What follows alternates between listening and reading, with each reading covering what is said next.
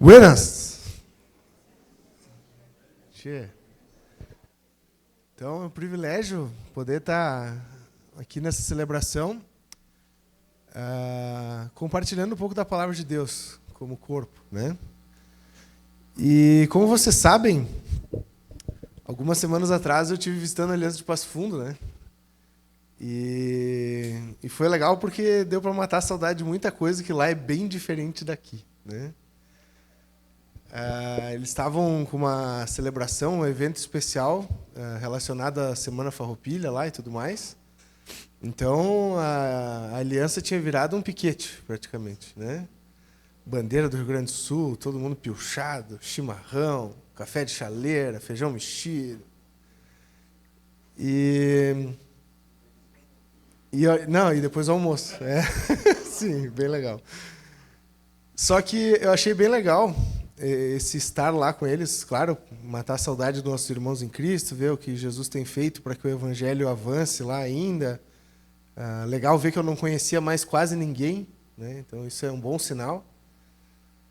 Ao mesmo tempo, voltar de lá e ver as coisas que nesse mês de setembro, como gaúcho, como brasileiro, a gente vive de forma tão intensa, né? Me despertou um certo incômodo, né, que eu queria compartilhar um pouco do que isso gerou no meu coração com vocês nessa noite, né? Não só o 20 de setembro ou o 7 de setembro, mas nós, no geral, vivemos numa cultura em que coisas que priorizamos ou coisas que para nós são interessantes ou coisas que nos despertam a atenção ou fazem os nossos olhos brilharem, elas movem todo o nosso ser, ou elas direcionam tudo aquilo que a gente é, né? E aí a gente pode ir para os exemplos mais corriqueiros que a gente tem aqui para as nossas bandas, né? Em que quase todos nós, por exemplo, conhecemos a letra do hino rio-grandense. Talvez não todos conhecemos a letra do hino do nosso país, mas, ao mesmo tempo, a gente tem um certo orgulho e um certo fervor em defender essas coisas, né? Se você pedir para qualquer morador de qualquer outro estado do país, eu acho que nem 10% deles sabe citar um parágrafo do seu próprio hino. Eu fui pesquisar e eu descobri que tem estados que nem têm hinos oficiais, né? E para nós, o hino rio-grandense é quase um hino nacional. Só que, ao mesmo tempo, como poesia, eu olho para ele e eu acho ele muito bonito, né? Principalmente os dois parágrafos e o refrão ali, onde o autor vai dizer, né, mostremos valor constância nessa ímpia e injusta guerra, sirvam nossas façanhas de modelo a toda a terra, aí vai repetir algumas vezes, e vai dizer, mas não basta para ser livre, ser forte, aguerrido e bravo, povo que não tem virtude... Olha só, vocês todos sabiam, né? Que legal. Então, agora vamos começar o livro de João, capítulo 1. Mas legal, ilustrou bem. E o que me chama a atenção nisso como poesia, que eu concordo ser muito verdadeiro, é o fato de que povo que não tem virtude acaba por ser escravo.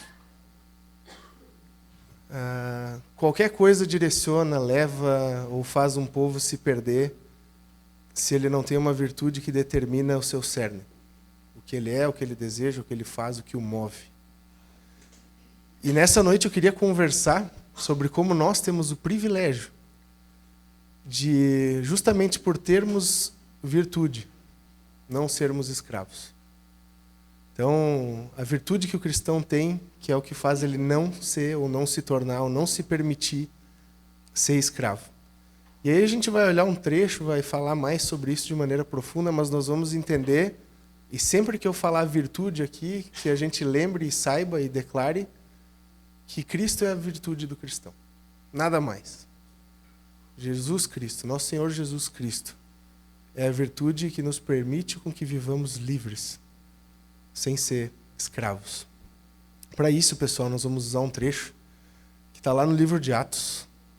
Ele é um pouco extenso, mas eu acho que é uma história que, por mais que eu tentasse encurtar, dividir ou usar só um pedaço, ela ia perder um pouco da riqueza, dos detalhes. Então nós vamos olhar capítulo 5, dos versos 12 ao 42.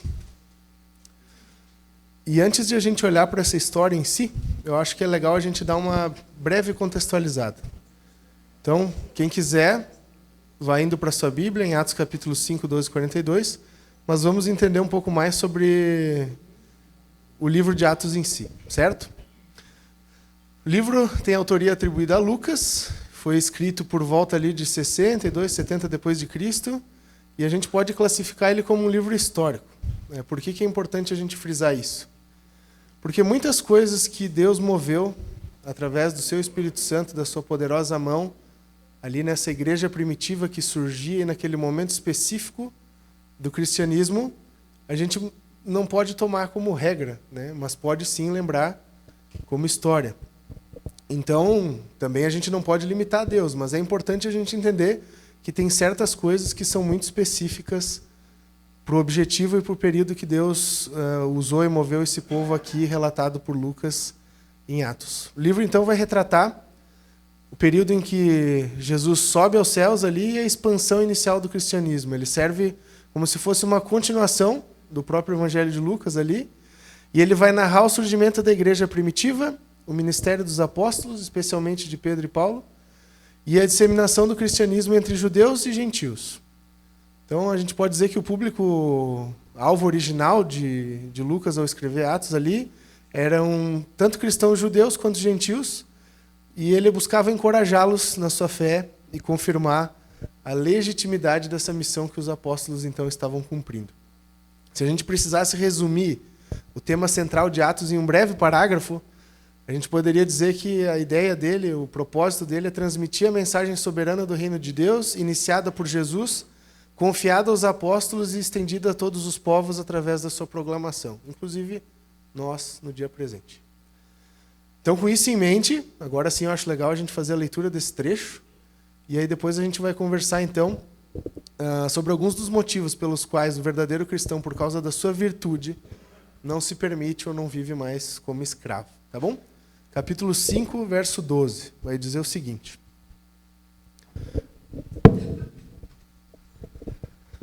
os apóstolos realizavam muitos sinais e maravilhas entre o povo. Todos os que creram costumavam reunir-se no pórtico de Salomão.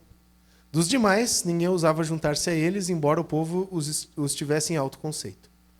Em número cada vez maior, homens e mulheres criam no Senhor e lhes eram acrescentados. De modo que o povo também levava os doentes às ruas e os colocava em camas e macas, para que pelo menos a sombra de Pedro se projetasse sobre alguns enquanto ele passava. Afluíam também multidões das cidades próximas a Jerusalém, trazendo seus doentes e os que eram atormentados por espíritos imundos, e todos eram curados.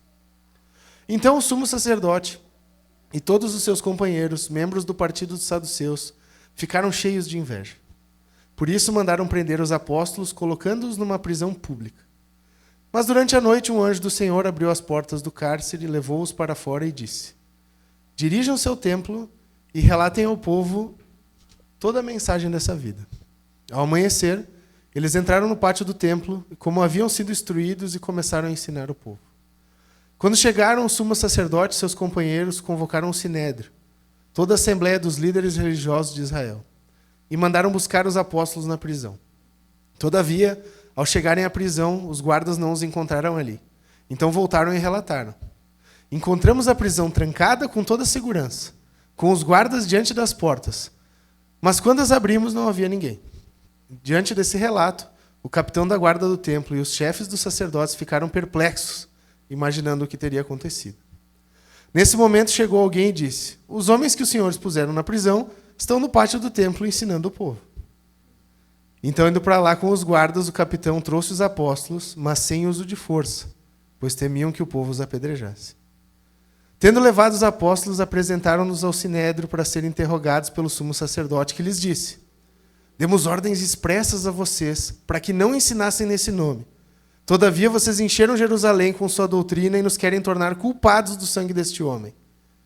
Pedro e os outros apóstolos responderam: é preciso obedecer antes a Deus do que aos homens. O Deus dos nossos antepassados ressuscitou Jesus, a quem os senhores mataram, suspendendo-o na madeira. Deus o exaltou à sua direita como príncipe e salvador, para dar a Israel arrependimento e perdão de pecados. Nós somos testemunhas dessas coisas, bem como o Espírito Santo que Deus concedeu aos que lhe obedecem. Ouvindo isso, eles ficaram furiosos e queriam matá-los. Mas um fariseu chamado Gamaliel, mestre da lei, respeitado por todo o povo, levantou-se no sinédrio e pediu aos homens que fossem retirados por um momento. Então lhes disse: Israelitas, considerem cuidadosamente o que pretendem fazer a esses homens.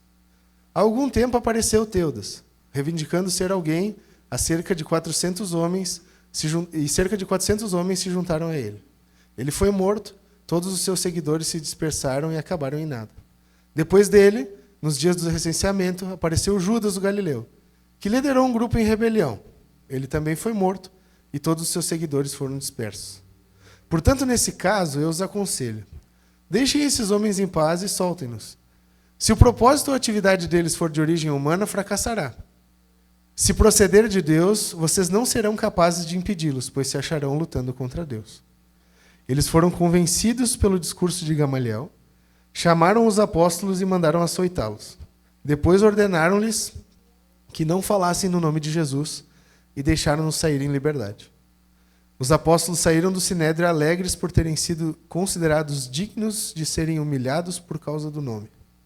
Todos os dias no templo e de casa em casa, não deixavam de ensinar e proclamar que Jesus é o Cristo.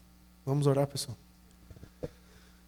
Senhor Deus, somos muito gratos pela Tua palavra, que é viva e eficaz, Deus, e que através de relatos e de histórias de homens e mulheres simples como nós, tão limitados quanto a gente, mas submissos ao Teu poder e à Tua autoridade, foram usados por Ti para que a Tua vontade fosse feita, Senhor. Cuida desse tempo que nós vamos ter aqui para observar essa narrativa presente em Atos, Deus, e que a gente possa entender quais os desafios o Senhor tem para nós ao observarmos, Deus, como esses homens e mulheres Te obedeceram e Te seguiram, Senhor. Abençoe esse tempo e que o nosso coração possa ser solo maleável às Tuas mãos, Pai. É o que Te pedimos e Te agradecemos, no Teu nome, Jesus. Amém. Então, é uma história bem interessante, né? Cheia de detalhes e de reviravoltas. Eu acho que é interessante a gente notar que mesmo que os apóstolos estivessem realizando grandes coisas, que pessoas estivessem se convertendo ali no meio de toda aquela multidão, e que todo esse movimento fantástico estivesse acontecendo de certa forma através deles, ou pelo mover deles, ou pelas ações deles, eles estavam muito cientes de que era somente por meio de Cristo que tudo aquilo estava acontecendo, e mais, era Cristo quem estava acrescentando as pessoas que surgiam à sua frente, que se inseriam ao reino e que o aceitavam como Senhor e Salvador. Essa primeira parte que a gente vê ali dos versos de 12 a 16, eu creio que mostra que ter Cristo como nossa virtude, ou termos nossa virtude como cristãos, é o que naturalmente acaba promovendo a expansão do reino de Deus. Se a gente olhar ali, muitas vezes a gente coloca esses homens em patamar de super-herói, né? A gente pensa que eles eram intocáveis, que eles eram de aço, talvez. Mas eles estavam sujeitos a todas as intempéries, assim como nós estamos, né? Vocês podem ver que mais para frente, o alvoroço que eles causaram ao obedecer a Deus causou incomodação e eles sofreram as consequências por isso. A gente vai olhar mais para frente com calma. Mas fica para nós o questionamento de que Cristo é a virtude que fundamenta toda a nossa vida como cristãos. Que é Ele quem nos dá o privilégio de sermos parte da sua boa obra e de estar sendo restaurados durante o acontecimento desse processo todo. O verdadeiro cristão, ele vai ver isso, ele vai entender a virtude que Cristo é no seu coração e então ele vai se regozijar nessa verdade. Tendo toda a segurança necessária para seguir em frente, para cumprir o seu papel, para testemunhar e para fazer a diferença na sociedade a qual ele está inserido. Por que eu digo isso? Porque muitas vezes o nosso coração é enganoso e a gente deposita a nossa esperança em virtudes limitadas. E aí a gente esquece que é Deus quem é soberano sobre todas as coisas e Ele quem promove a sua vontade acerca de quem nós somos e do seu reino. E quando a gente desajusta essa relação que nós deveríamos ter somente com Cristo, a frustração vem. Por quê? Porque ou a gente se acha um fracasso e pensa, pô, não está acontecendo nada, estou fazendo tudo errado, está tudo igual, está tudo da mesma forma. Obrigado, Ivan. Ou a gente começa a confiar em falsas autoridades, falsos ídolos, falsas maneiras, falsas pessoas, etc, etc. E aquilo que era para ser tão ajustado como o cerne da nossa vida passa a ser colocado em segundo plano, e aí a gente começa a tremer a base diante de qualquer coisa. Então, assim como esses homens tiveram postura humilde, entenderam que Cristo era a sua virtude, cumpriram seu papel e o seu chamado em meio àquele povo, em meio àquela cidade, naquela circunstância, naquela realidade, nós, da mesma forma, poderíamos descansar nisso e viver dessa forma. Nós poderíamos entender que a partir do momento em que fazemos o que Cristo nos chama a fazer, de forma natural, a sua vontade vai acontecer, o seu reino vai vir à terra. E as coisas que Ele quer que aconteçam para essa igreja, para esse bairro, para essa cidade, vão ser feitas, nós tendo ciência de que estamos tendo o privilégio de ser usados nesse processo. Então, o cristão que tem sua virtude bem ajustada, ele não é escravo de falsas virtudes, ou não deposita a confiança do coração em falsas expectativas e esperanças, porque ele entende que é Cristo quem faz todo o movimento. O trecho deixa bem claro, eles tinham ciência de que Deus os acrescentava, os que vinham chegando. Eles não estavam lá contando vantagem, ou pensando em métodos mirabolantes, ou escolhendo a cor nova da parede do templo. Não, eles iam até morrer se eles fizessem isso naquela época. Mas eles estavam cumprindo o seu papel, cientes de que Jesus é quem movia o que acontecia dia após dia. Mas vamos avançar no trecho um pouco. Se vocês olharem a parte que vai narrado do verso 17 até o 32, nós vamos ver outra nuance interessante que acontece na vida do cristão quando Cristo é sua virtude central. Quando temos Cristo como virtude, não somos conduzidos por circunstâncias. O trecho ali avança e vocês podem notar que testemunhar de Cristo e da mensagem do Evangelho teve um impacto muito relevante para aquela comunidade.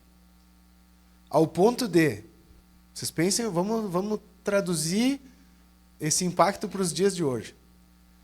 É como se chegasse domingo, dia de celebração aqui na Aliança, e fosse começar a celebração uns 30 minutos antes, e quando vocês fossem entrar na Simão da Ambrosa ali, vocês iam encontrar um monte de gente deitada na calçada, porque eles sabiam que ali ia passar o Edgar ou o Gava antes de entrar na Aliança, e que a sombra deles ia poder talvez até curar essas pessoas. Ia ser um estardalhaço, né? A gente dobrar aqui na entrada do bairro e ver todo esse movimento. Aí que eu digo que Atos tem coisas específicas, tá, gente? E Deus move através dessas coisas específicas, mas tudo bem. E aí vocês pensem o Sinédrio vendo isso. Os caras que naturalmente já eram um pouco haters de tudo, né? E aí eles chegam lá e veem, ó, os caras estão falando do cara que nós mandamos crucificar. Estão dizendo que esse cara é filho de Deus. Estão pregando o nome dele. E onde eles passam, as pessoas são curadas. Os demônios são expulsos. Vidas são transformadas. O que nós vamos fazer? Pessoas com bom senso talvez iriam olhar, né? O que está acontecendo, o que está vendo e tudo mais. Mas não. Eles, na dureza do seu coração, resolveram direto decretar a prisão dos apóstolos. Mas como Deus é quem estava movendo tudo aquilo que acontecia, milagrosamente eles foram libertos. E ao serem libertos, eles recebem uma instrução muito clara. Voltem lá e façam a mesma coisa. Continuem pregando a vida. Voltam para o mesmo lugar, foram novamente intimados e mais uma vez acusados de ser pseudo-mentirosos ou charlatões, só que dessa vez foram conduzidos com um pouco mais de respeito, né?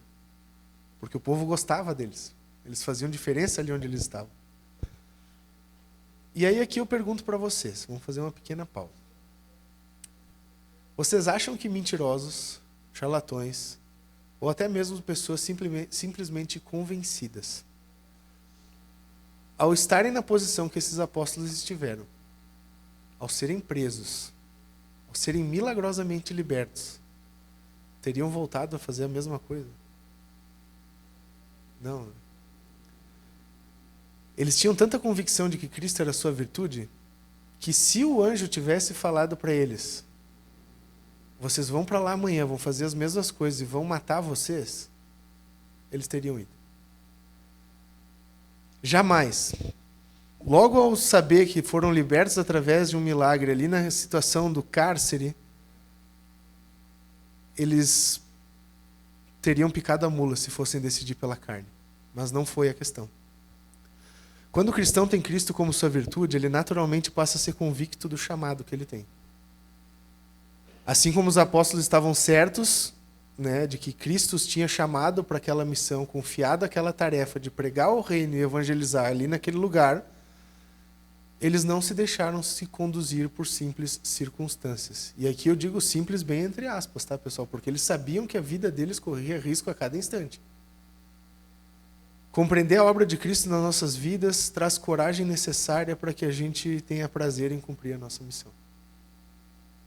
Vocês não pensem que talvez a canela deles não tremia ao ter que voltar lá e pregar no mesmo lugar. Certamente eles tinham suas limitações. Mas o amor que eles tinham por Cristo, entender a virtude que Cristo era nas suas vidas, os motivava a, logo depois de ter saído do cárcere, voltar para o mesmo lugar, testemunhar da mesma forma. Para nós deveria ser assim ainda hoje. A gente não deveria temer pelas circunstâncias tendo Cristo como virtude.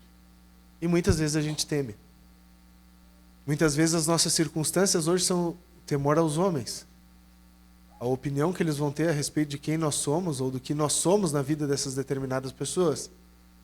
Às vezes as circunstâncias para nós são posicionais ou de conforto ou até mesmo de não querer se incomodar. E a gente cede por circunstâncias assim muitas vezes. Isso nos chama a avaliar, gente, que talvez a nossa virtude na prática do nosso coração não está sendo tão virtude assim. Isso nos chama a avaliar o quanto Cristo realmente tem sido o cerne de tudo aquilo que a gente é. E eu digo isso para vocês como uma pessoa que constantemente, às vezes, tem que parar e ver se a essência do que move as minhas atitudes é amor a Jesus ou qualquer outra coisa.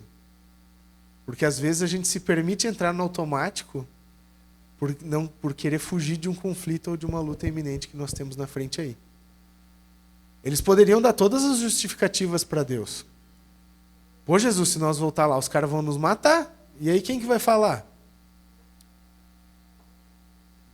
Pô, Jesus, então manda uma escolta, né? Manda uns anjos poderosos aí, uns caras para nos deixar imponentes com o nosso discurso ali e tudo mais. Mas não. Cristo era tão virtude para eles que humildemente aceitar foi o reflexo natural desses homens ao passar por essa situação. E o trecho avança e continua. E aí nós temos mais um motivo de uma consequência que tem o cristão viver com Cristo como virtude da sua vida. Ter Jesus como virtude vai gerar então testemunho pessoal. Se a gente observar dos versos 33 até o 39 ali, a gente vai ver que o trecho vai avançar e agora a gente chega num personagem um pouco mais cancheiro, sabe? Aquele tiozinho do chapéu, né? Que ele está vendo toda a confusão acontecer, que ele está vendo a gurizada se estressar, todo mundo trocar os pés pelas mãos, e ele levanta a mãozinha e diz, gurizada, deixa eu falar um negócio aqui. Me escutem. Tentando apaziguar a coisa toda, Gamaliel, né, aquele que a gente conhece como um sábio mestre dos fariseus, até a Bíblia coloca ele lá como o cara que instruiu Saulo, ao observar a determinação daqueles homens, porque ele, né, viu toda a história, tipo, pô, eles estavam pregando, foram presos, aconteceu alguma coisa muito estranha, porque a guarda estava toda no lugar, a estrutura estava toda certa, e eles não estavam lá dentro da cadeia, estavam lá pregando no mesmo lugar no outro dia. Voltaram. Foram presos de novo. ele avaliou todo esse pano de fundo que tinha na frente dele e ele instiga os perseguidores, então, a avaliarem qual seria a melhor situação. E ele chega a duas conclusões. Ele vai dizer, gente, se vocês estiverem lidando com pessoas que são charlatões, que são mau caráter, que estão mentindo para o povo, que estão induzindo o povo a uma mentira, o tempo vai engolir eles. Foi assim com fulano e com ciclano. Esse aqui tinha 400 ao lado dele, tentou fazer um esquema, não deu certo, ninguém mais lembra o nome do cara hoje. O outro lá, tentou instaurar uma revolta diante de tudo que a gente tinha aqui acontecendo e tudo mais, não deu em nada e hoje também ninguém mais lembra dele. Mas, se Deus estiver conduzindo esse movimento, vocês podem fazer o que vocês quiserem. Não vai dar certo. Certamente, pessoal, a atitude e o testemunho daqueles homens movidos por Cristo instigou até mesmo Gamaliel a avaliar o que estava acontecendo ali. Eles tinham todos os motivos plausíveis para ter as mais variadas atitudes, mas o fervor do coração deles por Jesus era bom ensino para o povo que estava ao redor deles, observando a sua luta contra a cultura e contra as dinâmicas da sociedade. O cristão que tem Cristo como sua virtude, naturalmente, é do seu bom perfume por onde ele passa. É testemunho vivo por onde ele anda. E eu vejo que isso é algo muito próximo da nossa realidade. Por que eu digo isso? Nós vivemos num mundo que é extremamente carente de bom testemunho. Histórias boas são tão raras hoje em dia que elas nos emocionam. Pessoas justas, honestas, com boa índole, que vivem nos preceitos de Deus, chocam o mundo no qual nós estamos inseridos. E o chamado que esses apóstolos tinham naquele tempo, a mensagem que eles pregavam e viviam, a qual boa parte deles escolheu morrer por ela, é a mesma que nós carregamos. Cristo, como nossa virtude, é testemunho para todo esse povo que vive ao redor de nós. Se nós não entendemos a preciosidade do privilégio que é esse chamado que nós temos em Jesus, estamos vivendo pela virtude errada. Se nós convertemos pessoas a tendências, a preferências, a opções, se nós convertemos pessoas às nossas visões, aos nossos quereres, aos nossos desejos, aos nossos prazeres, está tudo errado. Cristo deveria ser visto em nós.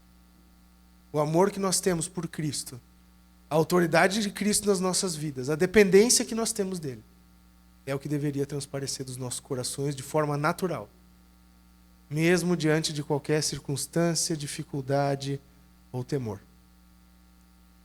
O cristão que tem Cristo como virtude, naturalmente é do seu bom perfume por onde passa. Se isso não está acontecendo, para e avalia. Para e avalia, porque tem coisa que Jesus precisa trabalhar na nossa vida. Quando de alguma forma nós não transpiramos ou não demonstramos ele por onde a gente passa. E por fim, pessoal, eu creio que ter Cristo como virtude, de forma muito transparente, através da vida do cristão, demonstra que a vida tem verdadeiro sentido. E aí a gente vê nos versos 40 até o 42, que não bastasse tudo o que os nossos queridos irmãos tinham passado até ali, depois de toda a reflexão de Gamaliel diante do Sinédrio, as autoridades param, ponderam, então pensam, beleza, vamos dar uma tunda de laço neles e proibir de novo. Que aí talvez eles aprendam. Que aí talvez a gente consiga dar aquela cadelada neles, né? Eles só vê o chicote aqui e já, opa, não falo mais de Jesus, estou indo embora, tudo certo, vou para outro lugar, Jerusalém não é mais onde eu quero, e etc, etc. Os apóstolos sofrem a punição.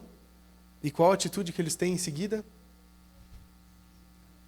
Saíram alegres por terem sido dignos de serem humilhados acerca do nome de Jesus, e todos os dias voltavam e no templo e de casa em casa a pregar sobre o mesmo Jesus. Sim, todos nós entendemos corretamente, é isso mesmo. Eles apanharam no final de tudo, e apanhar para eles foi motivo de alegria. De saber que eles estavam sofrendo aquilo por amor ao seu Senhor. Por entender que Cristo era a sua virtude. Aqueles homens haviam conhecido a Cristo e verdadeiramente entendido quem Ele era. O encontro pessoal de cada um deles com Jesus os tornou, por meio dele, novas criaturas com real sentido e propósito no que diz respeito à vida. Cristo passou a ser então seu Senhor, seu Salvador, sua virtude, tudo aquilo sobre o qual eles podiam depositar sua confiança, esperança e adoração. Sabendo que de maneira imerecida e graciosa, eles acabavam então recebendo, por consequência, a misericórdia, o perdão e o amor de Jesus. E tendo em vista tudo isso, nada mais justo do que se regozijar, caso a humilhação venha como fruto de ter Jesus como virtude. Era isso que fundamentava a vida deles. E a gente pode pensar, tem várias coisas pelas quais a gente não teria problema em sofrer. Tem várias coisas pelas quais a gente sabe que não seria problema para nós apanhar.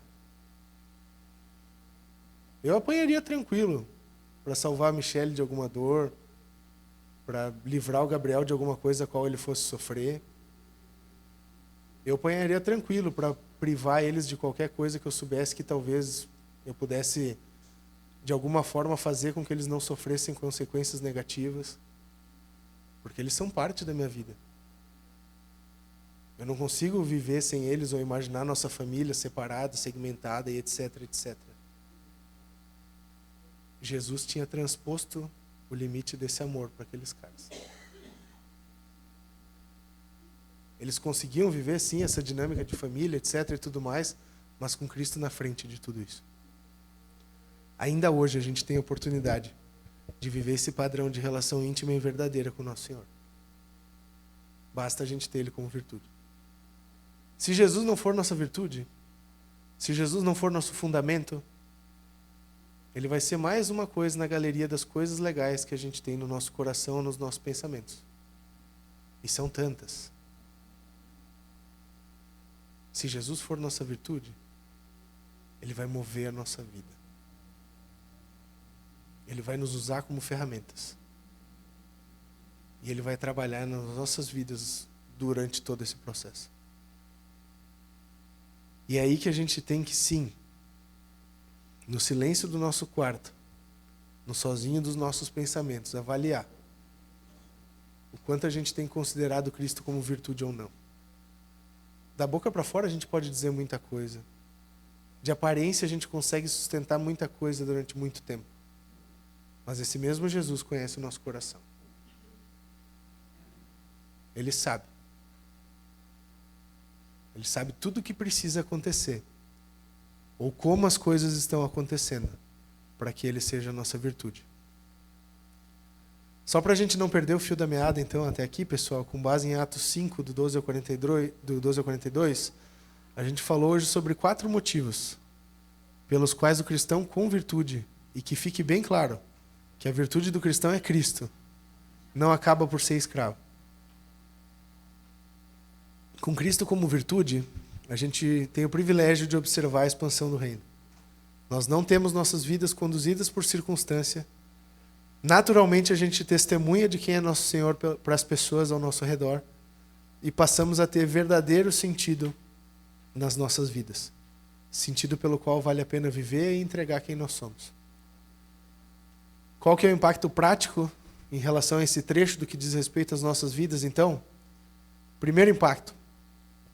A palavra de Deus é clara em afirmar que Deus é quem faz a sua obra através do seu Espírito. É Ele quem convence e nós temos o privilégio de sermos usados nesse processo todo. Por que eu digo isso? Porque muitas vezes a gente tem a tendência de nos cobrarmos resultados, nos avaliarmos, esperarmos números de nós mesmos, né? Ficarmos frustrados porque esses números não acontecem, porque essas coisas que a gente espera do jeito que a gente quer não são como a gente queria. Mas a palavra de Deus afirma que Ele é quem faz a obra e Ele é quem convence. Nós temos o privilégio de sermos usados e de estar dispostos a isso. Então o resultado é de Deus. Ele é quem controla, Ele é quem conduz, Ele é quem gerencia. Nós obedecemos. Nós somos chamados a ter disposição de coração e a sermos obedientes. Ao mesmo tempo, a gente tem que estar ciente de que isso não nos torna super-heróis. No sentido de que sim, você vai ter que lidar com coisas humanas, você ainda vai sentir dor, você ainda vai ter fome. Se tu tomar um tiro vai doer, se tu passar frio vai ser ruim. Mas somos cientes de que Deus é soberano até mesmo dentro dessas situações. Sua vontade para nós sempre é o melhor a acontecer. Eles sabiam que aquela surra que eles tomaram foi para a honra e glória do Senhor. E com certeza o povo, sabendo que eles tinham tomado toda aquela surra e voltado para lá no outro dia falando do mesmo Jesus, teve um impacto que talvez eles não sabiam ou não conseguiam entender. Mas muitas pessoas foram levadas por Deus a Cristo por causa do como essas pessoas se dispuseram a ser ferramentas nas suas mãos. Viver com Cristo conduz a um processo de santificação que acaba expresso através do testemunho pessoal. E aqui é uma história muito legal para a gente dar exemplos e entender como é que isso funciona. Eu já falei para vocês várias vezes, vou repetir aqui de novo. Vocês sabem que eu gosto de treinar jiu-jitsu, né? Vivo me quebrando, me entortando, mas é meu hobby, né? Tem gente que gosta de pedalar, tudo certo, né? Tem gente que gosta de correr, tudo certo. Eu gosto de brigar com os amiguinhos, tudo certo. Uma faixa preta, gente, de boa qualidade, hoje ela custa R$80. Você pode comprar na internet, deve chegar na sua casa em uma semana. Tu tem uma faixa preta. Tu pode chegar em qualquer academia do Brasil com um kimono bonito, prender a tua faixa preta na cintura e entrar num tatame. Ser um faixa preta é diferente de gastar os R$80. Bem diferente. E quando a pessoa entra com uma faixa preta no tatame, ela ganha um alvo, assim, ó, desse tamanho nas costas. Todo mundo quer testar, né? Porque, pô, cara, é faixa preta. Por que eu estou dizendo isso para vocês?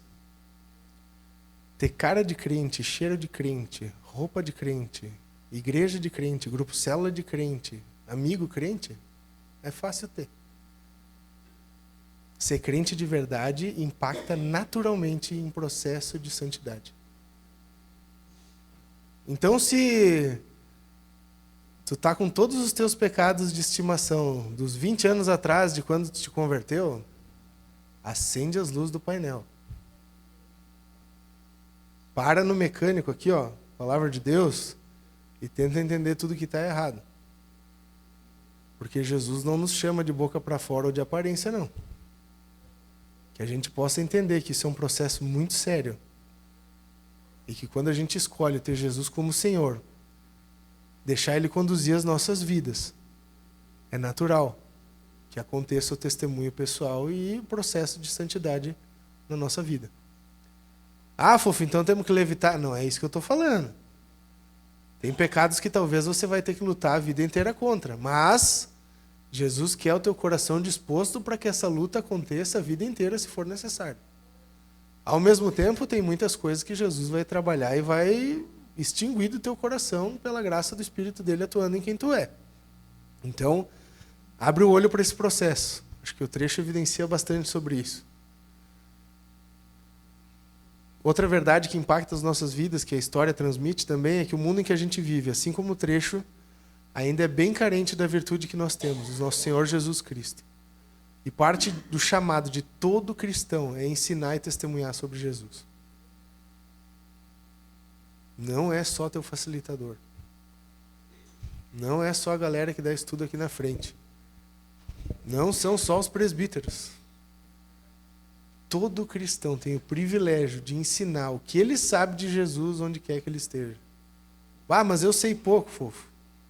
Ensina pouco, é o que tu sabe. E com o tempo tu vai saber mais. E continua ensinando. A palavra de Deus, gente, é viva. E o Espírito Santo argumenta muito bem. Ele coloca umas minhoquinhas ali que brotam anos depois. Mas ele faz a obra do Senhor na vida das pessoas.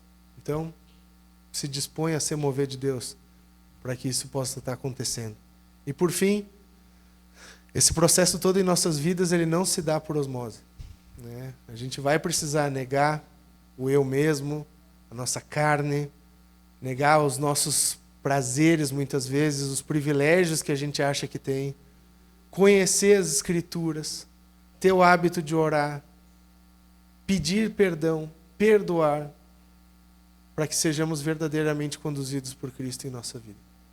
Não adianta comprar uma Bíblia de estudo bonita, grossa, daquelas que chama atenção, porque ela sozinha não faz milagre.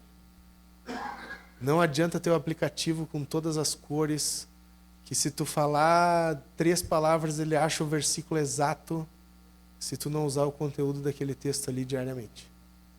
Não adianta ouvir todos os podcasts, ler todos os comentários, etc, etc, se isso não permear o teu coração.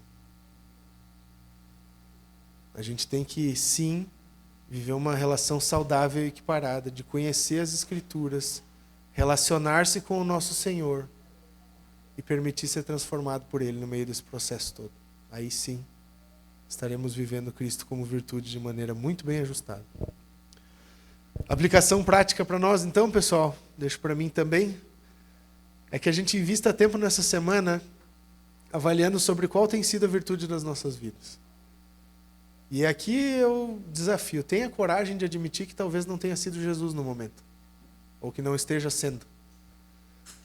E se você identificar algo que não seja Cristo como virtude da tua vida em alguma área, começa a tratar isso. Coloca isso primeiro diante de Deus, pede perdão, pede para que Ele opere mudança e ao mesmo tempo converse com os teus irmãos. Olha o que a Bíblia fala acerca desses assuntos. Se tu não sabe o que a Bíblia fala acerca desses assuntos, conversa com alguém. Se a tua virtude tem sido o amor ao pecado, ou um hábito ruim, ou uma situação difícil, confessa. Pede perdão para que haja cura, para que o Senhor trabalhe, para que as coisas aconteçam. Não morre com o pecado te corroendo, ou com o amor idólatra, outra coisa, movendo tudo que tu é, simplesmente por orgulho. Esse é o desafio para cada um de nós. Que a gente seja humilde ao ponto de entender que precisamos ser trabalhados, para que Cristo seja a virtude do que nós somos e demonstrados através do que vivemos. Amém? Vamos orar. Senhor Deus, somos muito gratos porque histórias como essas nos motivam, Senhor. Obrigado porque eu tenho certeza que foi o Teu Espírito Santo que deu a coragem e a intrepidez necessária para que aqueles apóstolos ali tivessem agido de maneira tão fiel a Ti, Senhor, a ponto de escolher o cárcere, a ponto de escolher a dor física, para que o Teu reino fosse proclamado, para que o amor deles a Ti fosse demonstrado, Senhor. Cuida para que a gente olhe para o exemplo deles e entenda que isso é ensino Teu para nós. Que a gente entenda que, como cristãos, Tu tem que ser a nossa virtude, Senhor Jesus. Que a gente entenda também que é a Ti, a Tua palavra, que o nosso coração tem que se alinhar. O que o Senhor tem para nós é o que nós devemos entender como o bom para o nosso coração, Pai. E da mesma forma que possamos ter postura humilde e obediente diante de tudo isso, Senhor. Tu conhece cada um de nós plenamente, Tu sabe quais são todas as nossas inseguranças, incertezas e tudo aquilo que nos incomoda em relação a viver um relacionamento íntimo contigo e Te demonstrar na frente dos outros, Senhor. Então que nessa semana o Senhor possa estar, através do Teu Espírito Santo, trabalhando de maneira específica acerca dessas coisas no nosso coração, Pai. E que possamos escolher dar honras e glórias para Ti nesse processo todo, Senhor. Te obedecer com o que nós somos e Te demonstrar através das nossas atitudes, Pai. Para que o Teu reino cresça, para que mais pessoas possam ter o privilégio de Te ter como Senhor e Salvador das suas vidas, assim como nós temos. Abençoe esse nosso restinho de domingo, Senhor. Cuida depois do nosso retorno para casa. E que nós, como igreja, Senhor, possamos ser uma igreja que vive tendo o Senhor Jesus como virtude, Pai. É isso que pedimos e agradecemos no Teu nome, Senhor. Amém.